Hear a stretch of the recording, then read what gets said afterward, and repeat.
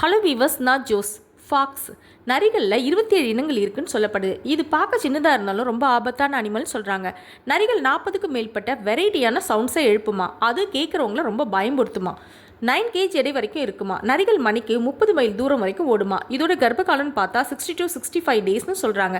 நரிகள் 2 to 3 years வரைக்கும் வாழுமா. நரிகள் ரொம்ப தந்திரமானது ஏன் சொல்கிறாங்க தெரியுமா? எங்கே வாழுதோ அந்த இடத்துக்கு ஏற்ற மாதிரி அதுங்களை மாற்றிக்கிற குணம் கொண்டதான். இந்த நரிகள் மற்ற அனிமல்ஸ் கிட்ட இருந்து அதோட ஃபுட்டை திருடுமா. அது மட்டும் இல்லைங்க, தன்னோட தேவைக்காக மண்ணை தோண்டி அந்த ஃபுட்டெல்லாம் புதைச்சும் வைக்குமா.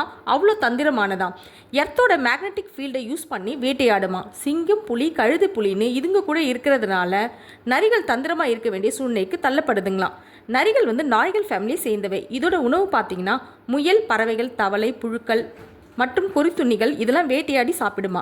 பெரிகள் மற்றும் பழங்கள் சாப்பிடுமா.